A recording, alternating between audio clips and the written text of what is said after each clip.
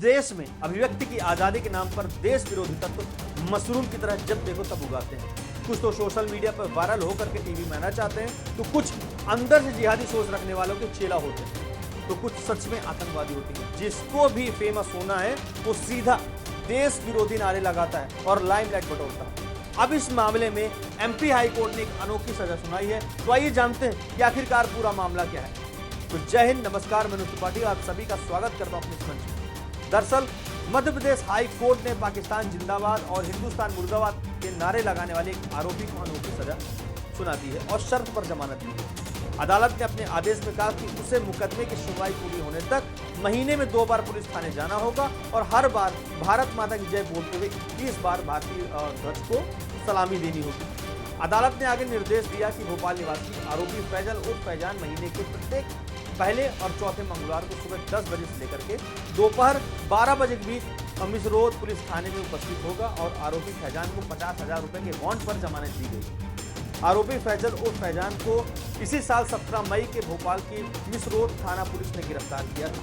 पाकिस्तान जिंदाबाद और भारत मुर्दाबाद के नारे लगाने का वीडियो वायरल होने पर पुलिस ने आरोपी के खिलाफ थाने में भारतीय दंड संहिता आईपीसी की धारा 153B के तहत कार्रवाई की।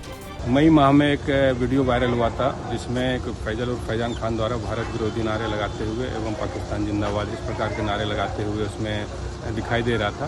उसमें एफआईआर दर्ज किया था 153B आईपीसी के तहत। आरोपी को गिरफ्तार कर माननीय न्यायालय पेश किया था। माननीय न्यायालय द्वारा उसे जेल नियुक्त किया गया था। आरोपी वर्तमान में जेल में है।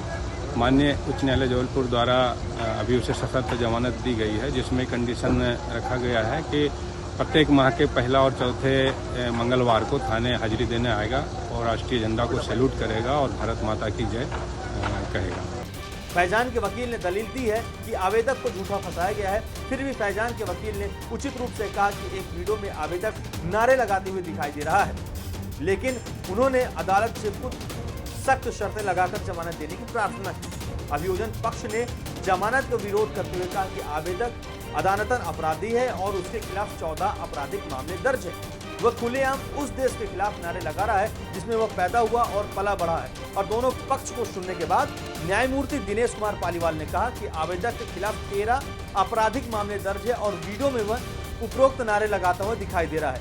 ये जो मामला है इस 16/5/2024 को एक भोपाल के शख्स ने, जो थाना मिसरौद थाना के अंतर्गत आता है इलाका, उसमें उसने एंटी नेशनल स्लोगन रेस किया था कि पाकिस्तान जिंदाबाद, हिंदुस्तान मुर्दाबाद।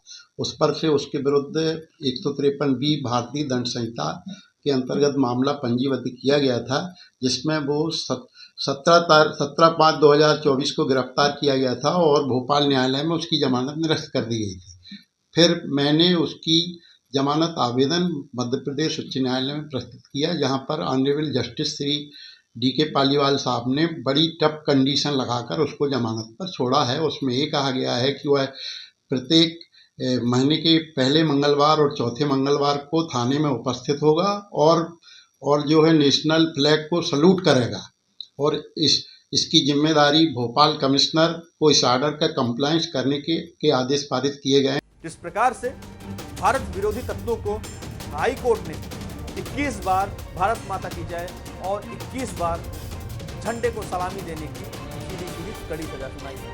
इस भारत के जो निवासी, इस भारत के राष्ट्रपति को 21 तोपों की सलामी दी जाती है क्योंकि भारत के मुल्क है, लेकिन ऐसे अपराधियों को यही सजा देनी चाहिए क्योंकि इनका दिल भारत के खिलाफ बोलता है, तो इनको दिल से माफी मांगनी चाहिए। भारत की जमीन पर रह करके भारत के झंडे का अपमान और भारत माता के खिलाफ नारे लगाने की ये एक उचित सजा है।